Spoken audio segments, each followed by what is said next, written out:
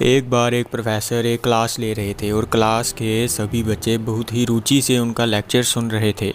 उनके पूछे गए सवालों के जवाब बहुत ही अच्छे से दे रहे थे। उनमें से एक छात्र ऐसा था जो बहुत ही शांत और गुमसुम बैठा हुआ था, बहुत ही चुपचाप था क्लास में। प्रोफेसर 2-3 दिन उस छात्र को नोटिस करते रहे और कुछ नहीं बोले। जब 8-9 दिन हो गए तो प्रोफेसर ने उस छात्र को अपने कैबिन में बुलाया। जब वो बच्चा कैबिन में आया तो प्रोफेसर ने पूछा कि तुम क्लास में चुपचाप रहते हो, ना कोई रुचि से पढ़ते हो, कुछ पूछो तो उसका जवाब नहीं देते हो, बहुत ही शांत रहते हो, आखिर परेशानी क्या है?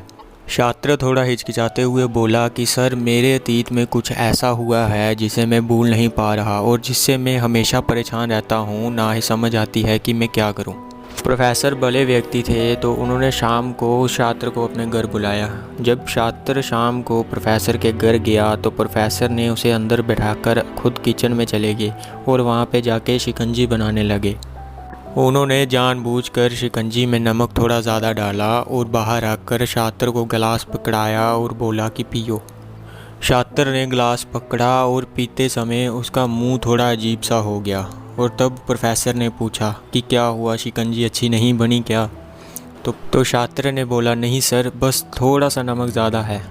तो प्रोफेसर ने बोला कि अब तो ये गिलास फेंकना पड़ेगा, इसमें तो नमक ज़्यादा हो गया है।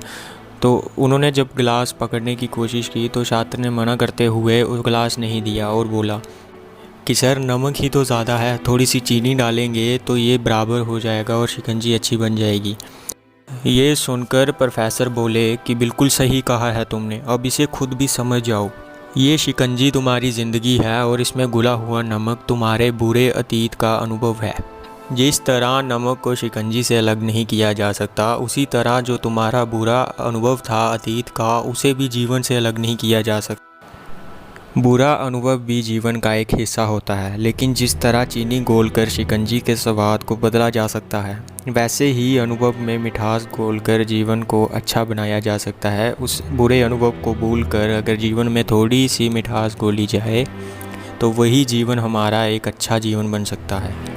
इसलिए मैं चाहता हूँ कि तुम अपने जीवन में मिठास घोलो। प्रोफेसर की ये बात सुनकर छात्र समझ गया और उसने निर्णय लिया कि बीती बातों को वह भूल जाएगा और वो कभी भी उन्हें सोचकर परेशान नहीं होगा। गाइस, जीवन में हम अक्सर अतीत की बुरी यादों और अनुभवों को याद कर कर के दुखी होते रहते हैं। इस तरह हम अपने वर्तमान पर ध्यान नहीं दे पाते और अपना भविष्य बिगाड़ लेते हैं।